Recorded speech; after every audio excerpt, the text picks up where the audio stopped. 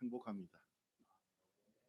하나님의 자녀인 것이 행복하고 여러분을 섬길 수 있는 목사가 돼서 행복하고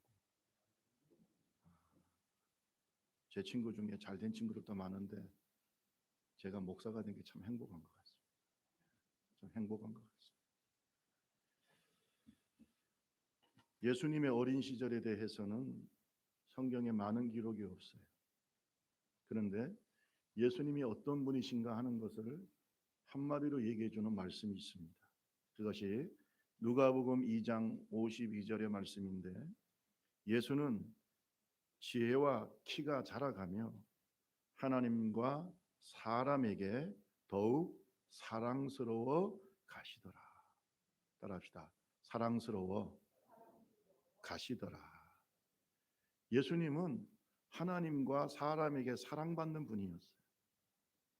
사랑스러운 하나님의 아들이었고 사랑스러운 요셉과 마리아의 아들이었고 사랑스러운 형이고 오빠였습니다. 사랑스러운 이웃이었어요. 그분이 예수님이에요. 오늘 우리가 예수님을 닮아간다고 한다면 사랑스러워가는 주님의 자녀들이 되기를 바랍니다. 한 시대에 하나님께서 귀하게 쓴 위대한 인물이 있는데 그것이 사무엘이죠. 근데 사무엘도 성경을 보니까 하나님과 사람에게 은총을 받은 사랑스러운 자녀였다고 성경은 표현하고 있습니다. 그런데 이것은 그 당시 이스라엘의 영적인 지도자여 정치적 지도자였던 사사인 엘리 제사장과 엘리 제사장의 자녀들과 너무나 비교가 됩니다. 그 엘리 제사장의 자녀들에 대해서 평가가 사무엘상 2장 17절에 나와 있어요. 사무엘상 2장 17절에 보니까 엘리의 아들들은 행실이 나빠 여호와를 알지 못하더라. 행실이 나빠서 여호와를 알지 못하더라. 그런데 이거는요 따지고 보면 이런 거예요. 여호와를 알지 못하기 때문에 행실이 나쁜 거예요. 마음에 하나님이 없기 때문에 그들이 제사장이었음에도 불구하고 엄청난 죄를 짓습니다. 지어서는 안 될 죄들을 하나님 앞에 짓습니다. 그것이 사무엘상 2장 24절 25절에 쭉 기록이 되어 있어요. 내 아들들아, 지금 이게 누가 하는 말이냐면 엘리 자기 아들들에게 한 홈리와 비느하스에게 하는 말이에요. 내 아들들아, 그리하지 말라. 내게 들리는 소문이 좋지 아니하니라.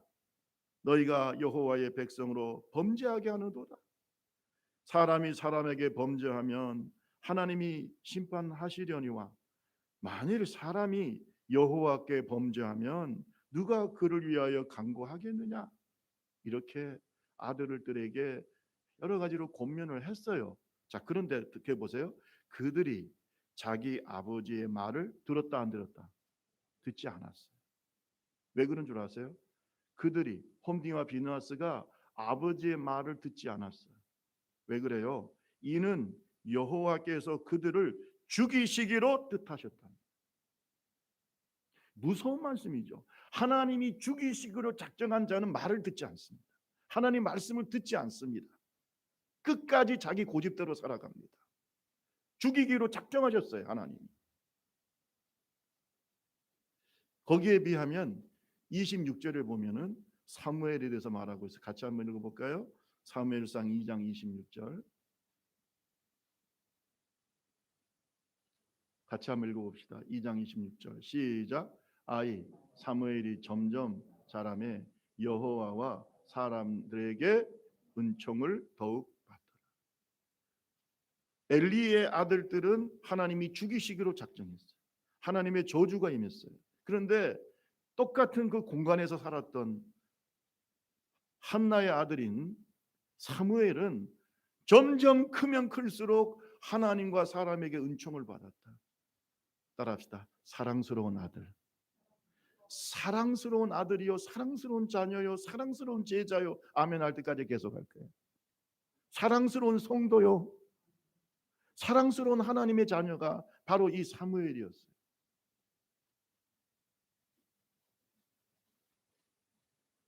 얼마나 대비가 됩니까? 하나는 하나님이 죽이시기로 작정했어요. 하나님 말씀을 듣지를 않아요. 아버지의 권면도 듣지를 않아요. 그러나 사무엘은 엘리 제사장의 그 교훈을 들으면서 말씀과 기도와 함께 잘 자라서 하나님 보시기에도 사람 보기에도 점점 사랑스러워 갔다. 은총을 받았다. 여러분과 저는 어떤 사람이 되어야 되겠습니까? 어떤 자식이 되어야 되겠습니까?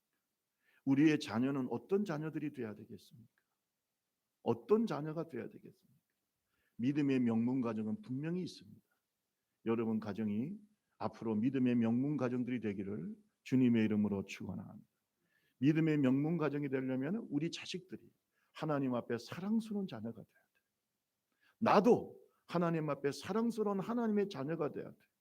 우리 좁은 길 교회가 하나님이 보실 때 사랑스러운 교회가 돼야 돼. 그렇게 됩시다. 우리 옆 사람하고 얘기합시다. 사랑스러운 자녀가 됩시다. 오늘 본문 말씀을 시작하면서 잠언서 7장 1절에 보면 내 아들아 이렇게 시작합니다. 내 아들아. 지금 솔로몬이 자기의 아들인 육신의 아들인 르호보암에게 말하는 거죠. 내 아들아. 이 솔로몬이 거의 기록했기 때문에 잠언서는 지혜의 왕 솔로몬. 자기 노년에 자기 아들에게 유언적으로 하는 말이죠. 그것을 묶고 놓은 것이 지금 잠언서인데 이 잠언서에 지금 육신적으로는 자기 아들인 르호보암에게 내 아들아 이렇게 교훈을 하고 있어요. 그러나 지금 이 잠언서는 르호보암만 읽은 것이 아닙니다. 이스라엘 전체가 이 잠언서를 읽었습니다. 그렇기 때문에 왕으로서 자기의 자녀와 같은 백성들에게 말하고 있어요. 내 아들아. 그리고 이 말씀은 솔로몬의 말일 뿐만 아니라 하나님의 영감으로 기록된 하나님의 말씀인 줄로 믿습니다. 잠언서는 누구의 말씀이에요? 누구의 말씀이죠? 하나님의 말씀이죠. 내 아들아라고 주님이 말씀하실 때는 이 말씀은 오늘 하나님의 자녀인 저와 여러분에게 하시는 말씀이에요. 내 아들아, 내 자녀들아 이렇게 주님이 지금 말씀하고 있습니다. 여러분 오늘 주님께서 우리에게 하나님 앞에 사랑스러운 자녀가 어떤 사람인지를 오늘 이 본문을 통해서 말씀해 주시는데 하루를 믿어도 하나님이 사랑하는 자녀가 됩시다. 우리 자녀들을 하나님께 사랑받는 자녀로 길러야 됩니다. 그러면은요 축복은 따라오게 돼 있어요. 하나님이 사랑하는데 뭘 아끼시겠습니까? 자기 아들도 아끼지 않고 주신 하나님께서, 자기 아들도 아끼지 않고 내어주신 하나님께서 무엇을 아끼시겠냐? 마음의 태도의 문제입니다.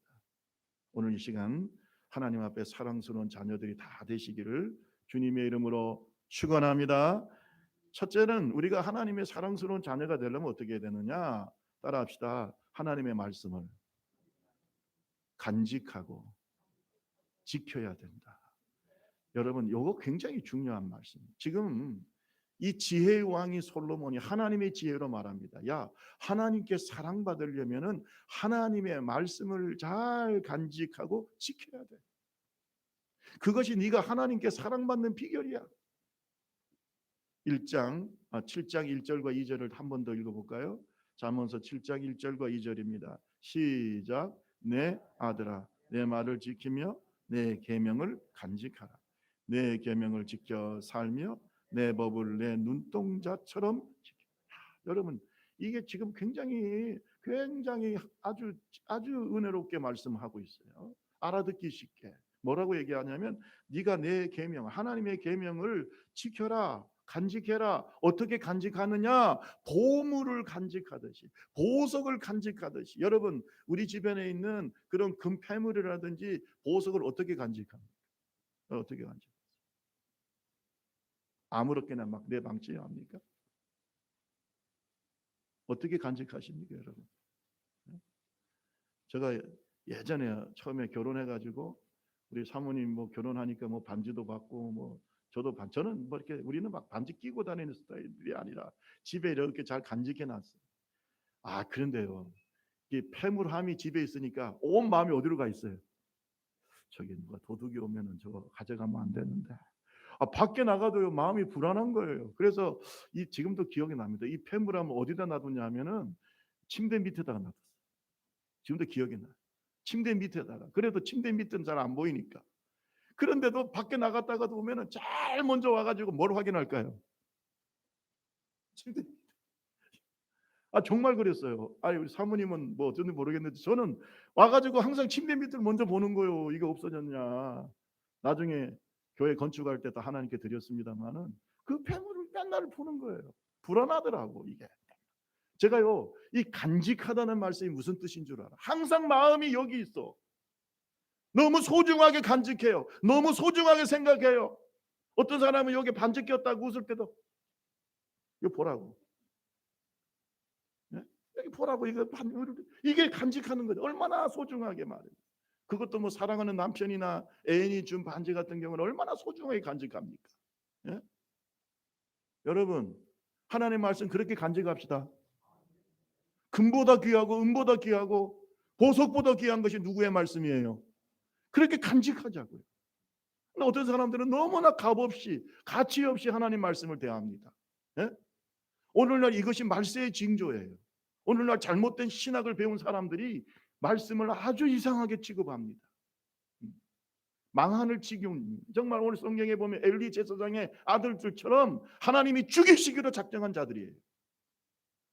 하나님께 사랑받는 자는요, 하나님이 주신 말씀을 사랑합니다. 잘 간직합니다. 뭐처럼 간직한다고요? 폐물함처럼, 보석처럼. 아멘. 옆 사람하고 한번 얘기해 보세요. 말씀을 보석처럼 잘 간직합시다. 시작. 그리고 오늘 성경에 보니까 뭐같이요? 지키라고요? 눈동자같이 지켜요. 여러분, 우리 몸이 눈동자를 잘 지켜야 안 지켜요? 와, 나는 우리 눈이요, 이 온몸이요, 눈동자를 지키기 위해서 얼마나 이게 빠르게 작동하는지 몰라요. 티가 들어가면 바로 눈물이 나오죠. 막 그냥 여기에 어떤 분이 그러더라고. 이게 왜 댐이, 이게 눈썹이 왜 있냐? 이게 댐이래요, 댐. 그래서 빗물이 내리면 어딜 타고 내려가요? 눈썹이 없으시나요? 오늘 비 올 때 한번 밖에 나가 보세요. 이 눈썹이 있기 때문에 이 눈썹이 눈을 보호합니다. 눈꺼풀이 눈을 보호합니다. 얼마나 깜빡거리면서 잘 보호하는지 모릅니다.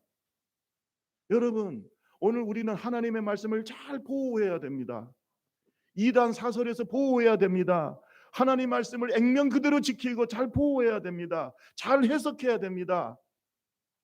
교회는 진리의 기둥과 터가 돼야 됩니다.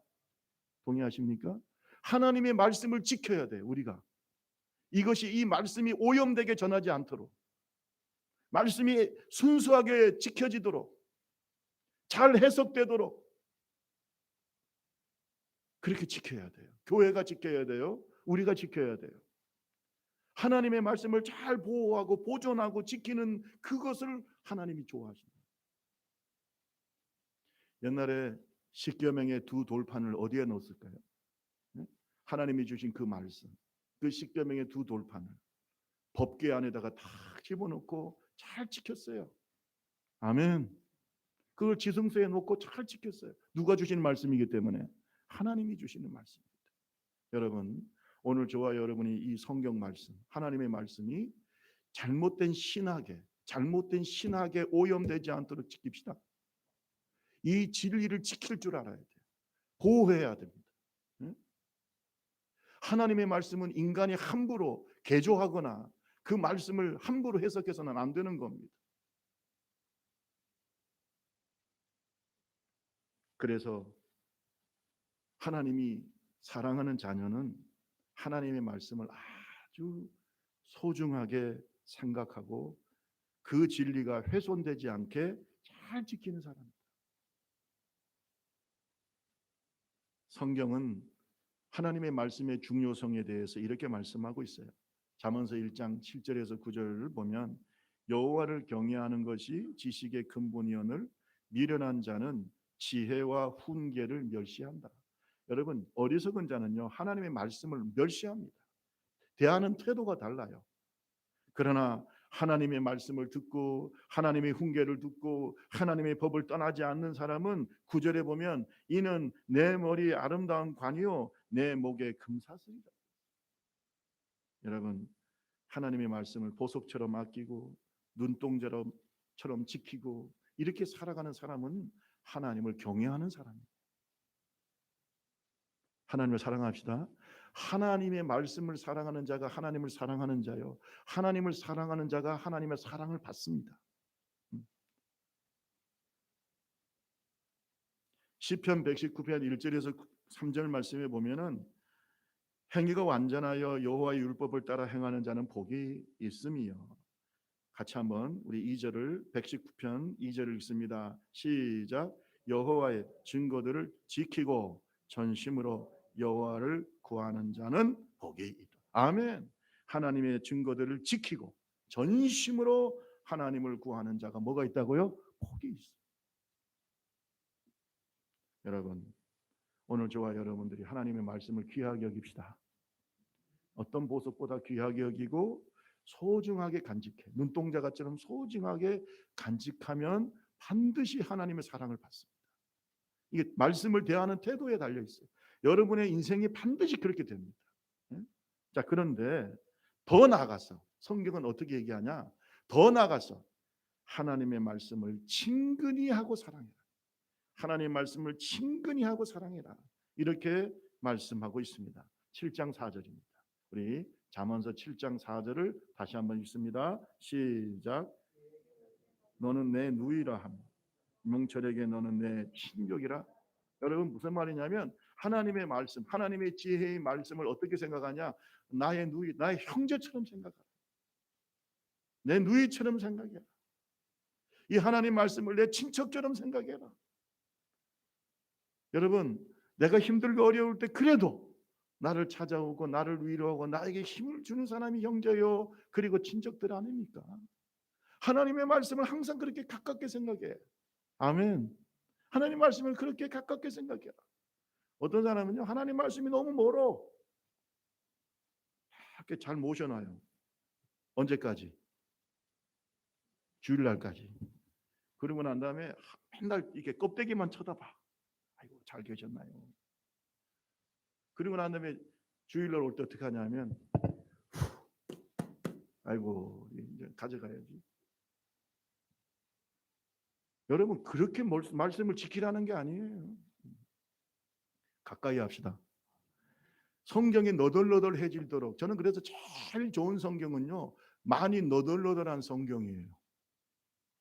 저도 지금요, 제가 신학교 때부터 본 성경이 있습니다. 신학교부터 본 성경이 있는데 아주 너덜너덜합니다. 아주 너덜너덜합니다. 지금도 제가 그 성경을요, 가보처럼 보관하고 있는데 나중에 제가 가장 사랑하는 영적인 제자에게 그걸 물려줄 겁니다. 아주 너덜너덜합니다. 신학교 때부터 시작해가지고 계속 그 성경. 여러분, 그 성경이 가보예요. 안 그래요? 아니, 이렇게 깨끗한 성경, 여러분, 성경 구경하러 갖다 놓은 게 아니지 않습니까? 그죠? 이 성경이 내 마음속에 들어와야 돼. 이 성경을 친근히 해야 돼요. 형제를 만나면 기분이 좋고 친척을 만나면 기분 좋고, 우리가 명절 때 우리나라처럼 그렇게 민족 대이동을 하는 나라가 얼마나 있겠습니까? 그죠? 왜 민족 대이동을 합니까? 가서 부모님을 만나면 좋고 형제들을 오랜만에 얼굴 보면 좋고 아멘 할 때까지 계속 하습니다. 좀 반응 좀 보이세요? 아멘. 네? 그렇지 않아요, 여러분? 그렇게 가가지고 친척들도 만나고 친구들도 만나고 그러면 얼마나 마음이 좋고, 그러니까 민족 대이동을 하는 거 아닙니까? 그런 식으로 말씀을 대하라는 거예요. 아멘. 지금까지 성경이 너무나 깨끗하고, 아이고 10년 됐는데도 성경이 줄 한 절 안 거 있고 성경이 그냥 딱 아주 새로 산 것처럼 깨끗하고, 여러분 이거 성경 잘 보관한 거 아니에요. 너덜너덜하게 읽으세요. 너덜너덜하게 만들어요. 이 성경은 내 속에 들어오게 만들어요. 아멘. 하나님의 말씀이 내 속에 친근해야 돼요. 요새는 또 앱으로 나오잖아요, 성경. 저도 앱이 있어요. 그러니까 그건 나쁘지 않습니다. 어디든지 앱으로 보여 성경. 저는 항상 앱에 있어요. 계속 봅니다. 한 번은 어떤 사람이 그러더라고. 목사님은 설교 준비를 언제 합니까? 저는 매 시간 합니다. 아멘. 하나님 말씀이 계속 내 속에 있어요. 말씀을 꼭 앉아가지고 이렇게 봐야 성경이 뭐 설교 준비하는 겁니까? 계속해서 하나님 말씀을 묵상합니다. 우리 옆 사람하고 한번 이렇게 얘기해 보세요. 성경을 너덜너덜하게 만듭시다. 시작. 앞으로 우리 교회 장로, 권사, 집사 될 사람은 제가 성경책 가져오라 할 거예요. 주여. 아니 진짜예요. 성경책 한번 가져와 보라고. 아주 새삐로 그냥 살책으로 가져온 사람 탈락. 당신은 그렇게 성경을 친근하게 하지 않으면서 먼 교회로 이끌어 간다고. 성경이 너덜너덜하면 합격! 아멘 안 하는 사람 자신이 없는 사람들이죠. 그렇게 친근하게 합시다. 오래된 친구처럼, 오래된 형제처럼.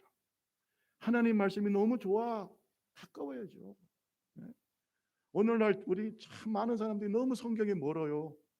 소설책은 가까이 하면서, 소설책은 엄청나게 열심히 읽으면서 왜 하나님의 말씀을 왜 그렇게 멀리 느낍니까? 지혜에게 너는 내 누이라 하며 명철에게 너는 내 친족이라고 해라. 하나님의 말씀을 가까이 하는 자가 하나님을 가까이 하는 사람. 하나님은 그런 자를 사랑스럽게 보십니다. 오늘 믿음의 종들이 되기를 주님의 이름으로 축원합니다. 시편 119편 140절에 보면 주의 말씀이 심히 순수함으로 주의 종이 이를 사랑하나이다. 하나님의 말씀이 심히 순수함으로, 여기서 순수하다는 말은 주님의 약속은 매우 확실하다는 겁니다. 따라합시다. 하나님의 말씀은 거짓이 없다. 너무나 하나님의 말씀은 명확하고 명쾌하기 때문에 내가 이 말씀을 사랑한다고 그랬어요. 여러분 저는 또 뭐 교수로 가르치기도 하고 또 지금도 뭐 여러 가지 많은 책을 읽고 글을 읽습니다. 얼마 전에도 논문 심사도 하고 교수님들 논문을 제가 또 심사도 합니다. 그렇게 해서 학회지에도 올리기도 하는데 많은 글을 읽어요. 많은 글을 읽어요. 근데 어떤 때는 도대체 뭔 말인지 모르겠어요. 이렇게 뭐 어렵게 써놨는데 무슨 말인지 도저히 알 수가 없어요. 이게 도대체 뭔 말이냐. 본인은 알고 썼는지 나보다 훨씬 더 머리가 좋고 똑똑해서 그런지 몰라도 본인은 알고 썼는지 나는 도저히 모르겠네. 여러분 어떤 책은 어떤 글은 무슨 말인지 모르겠어요. 그런데 하나님의 말씀은 명쾌합니다. 확실합니다. 거짓이 없습니다. 하나님 말씀처럼 거짓이 없고 순수한 말씀 어디 있습니까? 명쾌합니다. 저는요 하나님 말씀 이해하지 못할 말씀 없다고 생각해요. 뭐 처음엔 이해 못하고 영적인 수준에 따라 달라지지만 그러나 계속 하나님 말씀을 읽다 보면 다 깨닫게 됩니다. 얼마나 귀한 말씀인지 몰라요. 말씀 사랑합시다. 어떤 분이 저한테 그래요. 목사님 30년 동안 성경 한 권 가지고 설교하시는데 아직도 설교할 게 있냐고. 여러분 이건요 무궁무진한 샘물이에요. 성경은 지혜의 샘이에요. 아름다운 하나님의 영적인 말씀이야 샘이에요. 끊임없이 솟아나. 이 축복이 저와 여러분에게 넘치기를 주님의 이름으로 축원합니다. 하나님의 말씀을 친근히 하고 하나님의 말씀이 너무나 순수하고 거짓 없고 명확한 약속이기 때문에 내가 이를 사랑한다고 하는 이 시편 기자의 고백이 오늘 저와 여러분의 고백이 되기를 주님의 이름으로 축원합니다. 여러분 하나님의 사랑을 받는 자녀는 하나님의 말씀을 눈동자처럼 아끼고 보물처럼 사랑 그리고 누이처럼 또 이 말씀을 사랑하는 사람이 정말로 하나님께 사랑을 받습니다. 뿐만 아니라 이 말씀을 따라합시다. 마음판에 새기는 사람. 말씀을 마음판에 새겨요. 말씀을 마음판에 새겨요. 오늘 말씀을 듣는 태도가요 사람마다 다 다른 것입니다. 어떤 사람은 하나님의 말씀을 마음판에 새겨요. 마치 돌비에 새기듯이. 여러분 돌비에 새긴 것은요 수천 년이 지나가도요 그것이 새겨져 있잖아요. 그죠? 예? 옛날 뭐 광개토강 대비라든지 뭐 좀 비석들 아직까지 남아 있잖아요. 그 글이 마음판에 새기는 그 하나님의 말씀은 그 돌비보다 더 선명한 줄로 믿으시기를 바랍니다. 죽을 때까지 잊혀지지 않는 말씀이 내 속에 새겨진다는 거예요. 말씀을 새기라는 거예요. 어디에 새기라고요? 자, 성경을 한번 볼까요? 7장 3절을 한번 읽어보세요. 7장 3절. 잠언서 7장 3절 시작. 이것을 내 마음판에 새기라. 손가락에 맨다는 말은요. 이 말씀을 항상 이렇게 손가락은 내가 보고 있어요. 항상 하나님의 말씀이 내 눈에 들어와 있어야 돼. 하나님의 말씀을 항상 의식하라는 겁니다. 나의 삶의 원리로 생각해요. 할렐루야. 항상 하나님의 말씀을 의식하면서 살아라는 겁니다.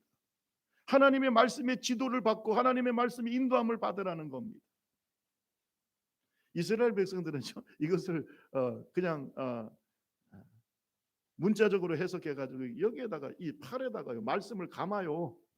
이렇게 감고 뭐 가죽 종이를 이렇게 가죽으로 만들어 가지고 이것을 손에도 메고 또 이마에도 이렇게 하고, 제가 성지순례를 갔더니 거기에 보니까 랍비들이 이마에도 하나님의 말씀을 이렇게 상자를 만들어 가지고 이 말씀을 이렇게 이마에도 달고 이 팔에도 감고 있고, 물론 그렇게 하는 것도 중요하지만 더 중요한 것은 항상 나의 마음속에 새겨야 되는 거예요.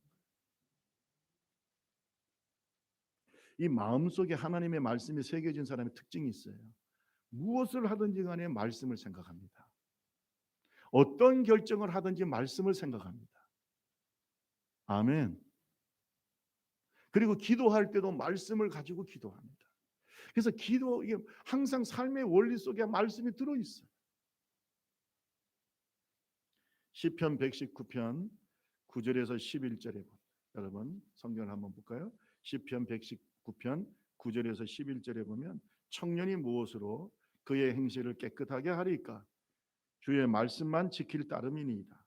내가 전심으로 주를 찾았사오니 주의 계명에서 떠나지 말게 하소서. 11절 다 같이 시작. 내가 주께 범죄하지 아니하려 하여 주의 말씀을 내 마음에 두었나이다. 하나님의 말씀 어디에 두었다고요? 네. 내가 주께 범죄하지 아니하려 하여 주의 말씀을 어디에 두었다? 마음에 두었어. 마음에 두고 있다. 성경을 보면 바울 사도가 우리가 예수 그리스도의 복음을 내 마음판, 내 신비의 색이라고 성경은 말씀하고 있어요. 네? 고린도후서 3장 3절에 보면, 너희는 우리로 말미암아 나타난 그리스도의 편지니 이는 먹으로 쓴 것이 아니요 오직 살아계신 하나님의 영으로 쓴 것이며 또 돌판에 쓴 것이 아니요 오직 육의 마음판에 쓴 것이라. 옛날 성경에 보면 신비에 쓴 것이다. 여러분, 우리가 마음판에 예수의 복음을 기록하고 있어요. 마음판에 하나님의 말씀을 기록하고 있어요. 그러니까 이 말씀이 절대로 잊어지지 않습니다. 여러분 마음속에 예수 그리스도의 복음이 새겨지기를 주님의 이름으로 축원합니다. 따라합시다. 피 흘림이 없이는 죄 사함이 없습니다. 이 복음의 진리가 내 마음속에 딱 새겨져. 하나님이 세상을 이처럼 사랑하사 독생자를 주셨어. 이는 저를 믿는 자마다 멸망치 않고 영생을 얻게 하려 하십니다. 이 말씀이 마음판에 새겨져. 제가 신학교에 처음 들어갔을 때 하나님 말씀을 읽을 때 이 말씀이 저에게 엄청난 도전이 되었었어요. 그것이 갈라디아서 2장 20절 말씀. 내가 그리스도와 함께 십자가에 못 박혔나. 내가 그리스도와 함께 십자가에 못 박혔나. 이제 내가 사는 것은 나를 위하여 자기 몸을 버리신 하나님의 아들을 믿는 믿음 안에서 사는 것이다. 이제 내가 사는 것은 나를 위하여 자기 몸을 버리신 하나님의 아들을 믿는 믿음 안에서 사는 것이다. 갈라디아서 2장 20절 말씀이 마음속에 확 들어가서 새겨졌어요. 여러분, 오늘 저와 여러분 마음 신비에 하나님 말씀이 새겨지기를 주님의 이름으로 축원합니다.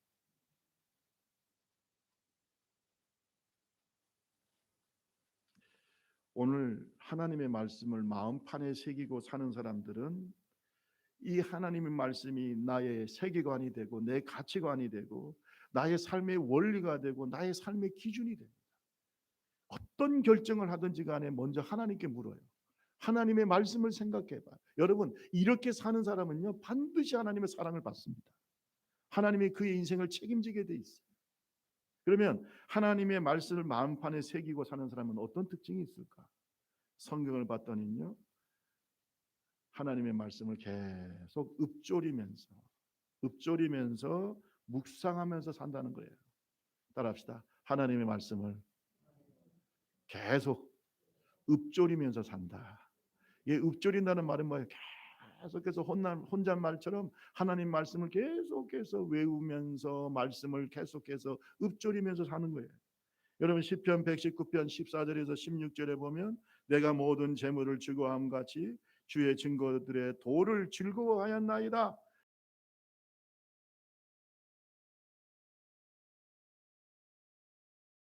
주의 말씀을 잊지 아니하리이다. 하나님의 말씀을 계속해서 읊조리는 거예요. 여러분 입에 하나님 말씀이 달고 있어요. 할렐루야. 여러분 어떤 사람들은 입에 욕을 달고 다는 사람이에요. 욕을. 네? 여러분 얼마나 저주받은 인생입니까? 입에 욕을 달고 살아요. 여러분 그런 저주받은 인생이 아니라 입에 하나님의 말씀을 달고 사는 축복의 사람들이 되기를 주님의 이름으로 축원합니다. 예, 어떤 요새 청년들이 뭐 이렇게 요새 뭐 10대들이나 뭐 다 그런 건 아니지만 보면은요 이 욕이 아니면요 대화가 안 되더만 사이사이 욕이 들어가야 대화가 돼요. 여러분 그렇게 살게 하면 안 돼요. 우리 자식들을 그렇게 살게 하면 안 된다 이 말. 하나님의 말씀이 입에서 나오게 만들어요. 아멘. 우리 옆 사람하고 합시다. 하나님의 말씀을 입에 달고 삽시다. 시작. 입만 열면 욕을 하고 입만 열면은 거짓말하고 그런 사람이 있어서는 안 되겠지만 그렇게 살면 얼마나 저주받은 인생입니까? 입에다가 입은 여러분 하나님 여러분 이 입의 말은요 그의 인격이에요. 입에 하나님 말씀을 달고 살게 합시다. 그러면 우리 자녀들은요 복을 안 받을 수가 없어요. 하나님이 얼마나 사랑하시겠어요. 여러분 하나님의 말씀을 마음에 새긴 사람은 어떤 사람이냐? 부지런히 말씀을 읽습니다. 성경을 너덜너덜하게 만드는 사람이에요. 성경을 많이 읽다 보면요 이제는요 성경책이 그냥 넘어갑니다. 착착착착착. 아멘 할 때까지 계속 넘길 거니까. 세 사람만 아멘 했어요. 할렐루야. 성경이 계속해서 스캔이 돼요. 스캔이 돼. 하도 성경을 읽다 보니까 성경이 스캔이 돼요. 그냥 읽어가요. 그냥 쭉쭉쭉쭉쭉.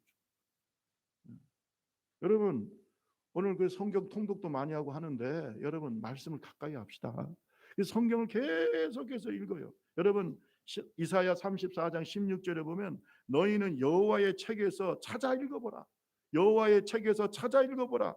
이것들 가운데 빠진 것이 하나도 없고 제짝이 없는 것이 없으리니 이는 여호와의 입이 이를 명령하셨고 그의 영들이 이것들을 모으셨습니다. 무슨 말이냐면 성경 읽다 보면 모르는 부분도 나오고 이해되지 못하는 부분도 나오는데 그냥 넘어가세요. 그냥 넘어가요. 나중에 보면 다 짝이 있습니다. 할렐루야. 다 짝이 있고 이해가 되고 나중에는 은혜가 됩니다. 따라합시다. 말씀을 읽다 보면 이해도 되고 은혜도 된다. 다 되겠어요. 그러니까 걱정하지 마세요. 아이고 목사님 읽다 보니까요 이거 잘 모르겠네. 그냥 넘어가세요. 물론 저한테 물어보고 또 뭐 믿음의 우리 구역장님들이나 또 뭐 여러분들에게 물어볼 수 있지만은 그냥 읽어요. 쭉 읽어 넘어가. 계속 우리 특별히 청년들에게 말하고 싶습니다. 성경 많이 읽으시기 바랍니다. 여러분의 인생이 달려 있어요. 한번 해보세요. 성경은 제가 아직도 잊지 못한 어떤 간증이 있었는데 제가 어느 영어 세미나를 갔습니다. 영어 세미나를 갔는데 우리한테 영어를 다 목사님들인데 대부분 갔던 분들이 거기에 이제 영어를 가르치는 목사님이 나오시는데 아무 영어 아주 전문가입니다. 근데 자기 아들을 데리고 왔어요.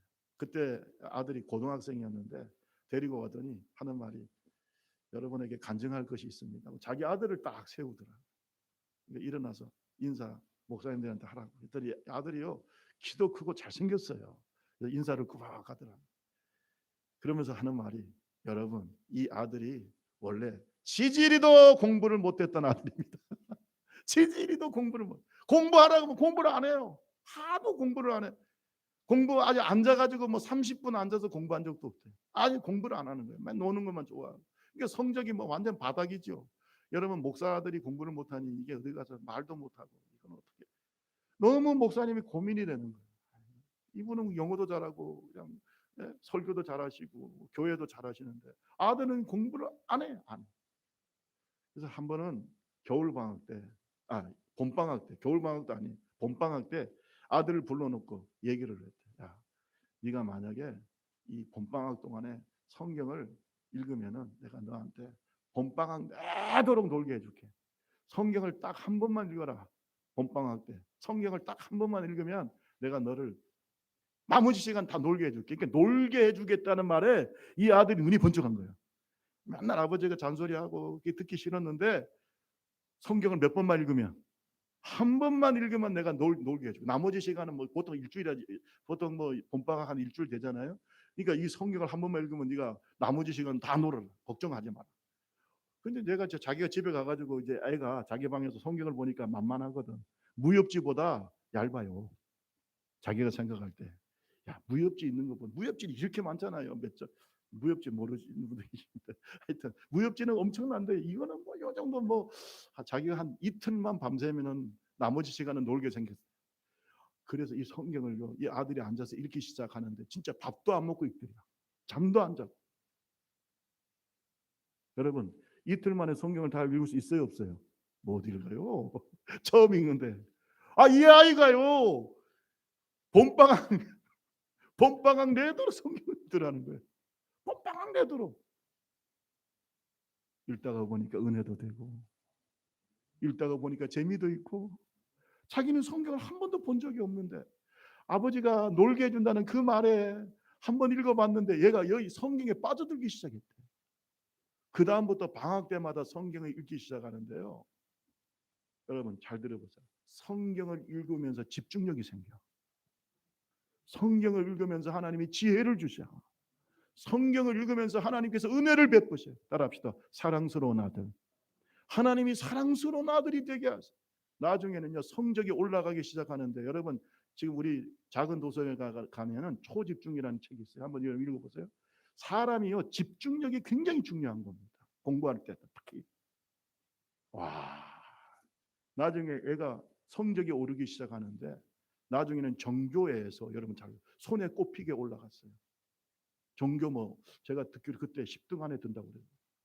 세상에 성적이 지금 고등학생인데요. 성적이 엄청난 거예요. 어디에? 성경. 아멘. 하나님 말씀은 거짓이 없어요. 한번 해보세요. 정말로 이 성경 말씀이 우리가 부지런히 읽을 때 하나님의 사랑을 받게 되고 우리의 마음판에 이 말씀이 새겨지는 줄로 믿습니다. 그 다음에 우리가 하나님의 말씀을 마음판에 새긴 사람의 특징이 있는데, 말씀을 깊이 생각하고 연구합니다. 따라합시다. 말씀을 연구한다. 이게 정말로 그럴까 하고 연구를 해요.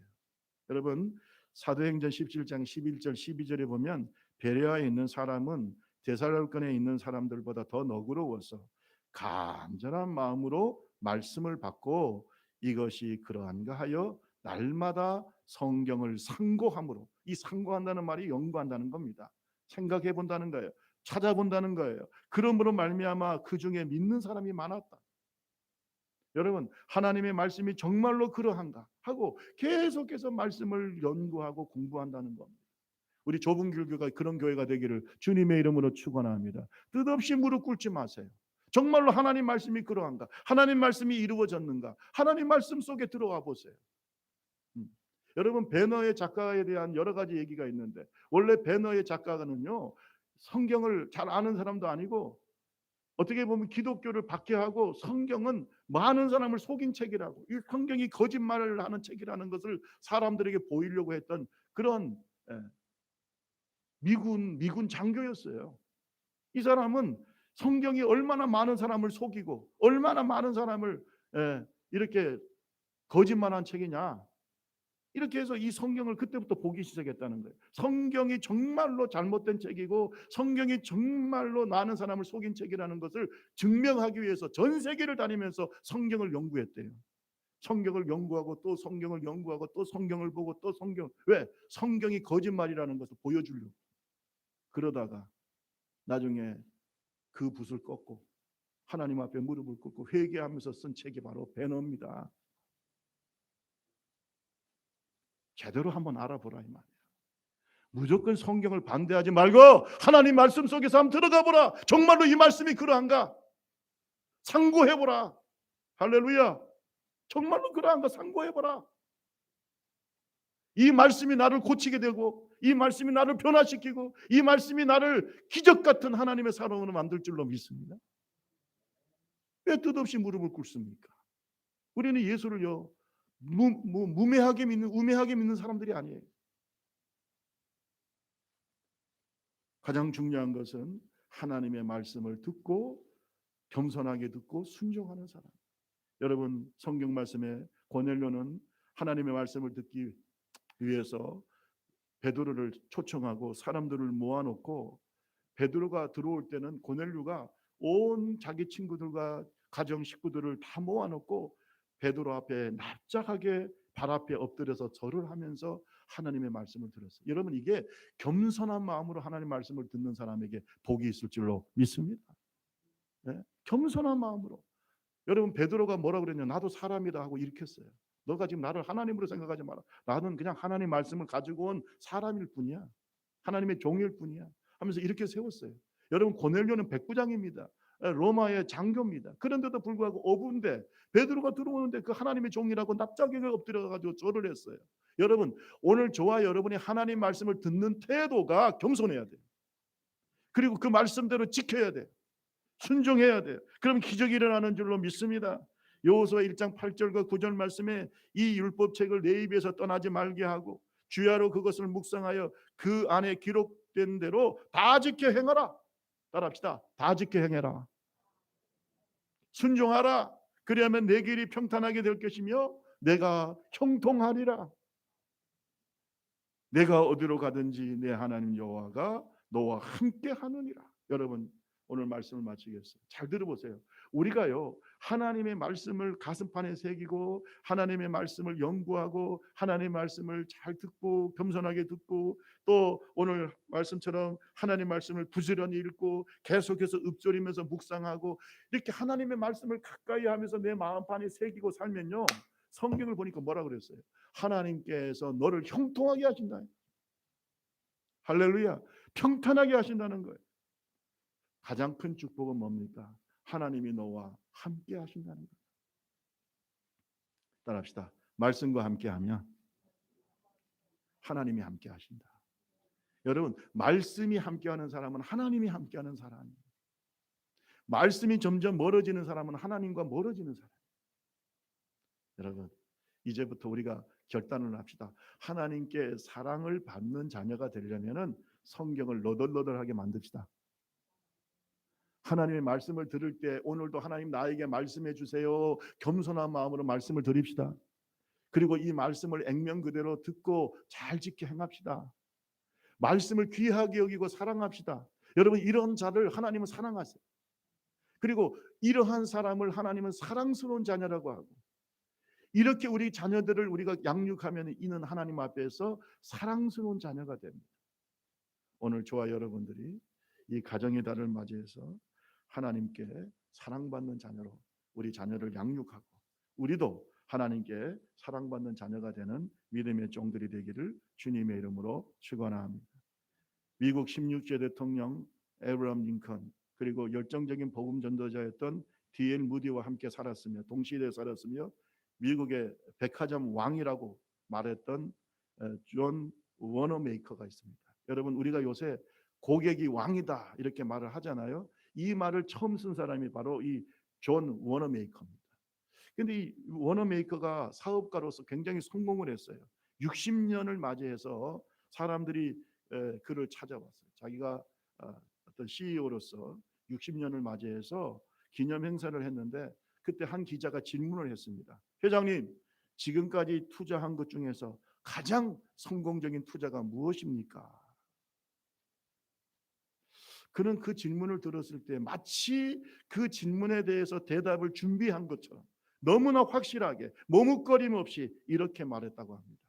예, 저는 10살 때 최고의 투자를 한 적이 있습니다. 그것은 그때 저에게 $2 75센트 그 돈을 제가 가지고 있었는데 그 돈으로 예쁜 가죽 성경 하나를 구입했어요. $2 75센트를 가지고 예쁜 가죽 성경 하나를 그때는 자기 어릴 때는 큰 돈이었겠죠. 그러나 그것을 가지고 예쁜 가죽 성경을 하나 구입한 것이 제 인생의 가장 큰 투자였어요. 가장 가치 있는 투자였어요. 왜냐하면 이 성경이 내 인생을 이렇게 만들었습니다.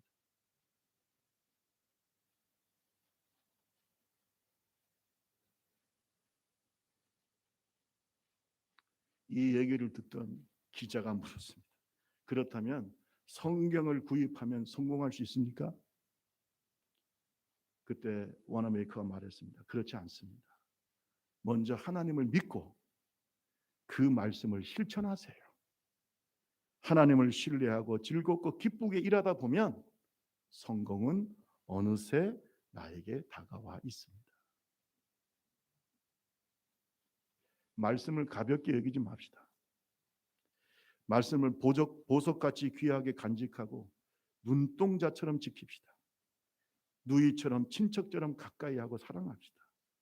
말씀을 손가락에 메고 가슴판에 새깁시다. 하나님을 사랑하는 자는 말씀을 사랑합니다. 다 같이 찬양하고 우리 한번 말씀 생각하면서 기도하겠습니다.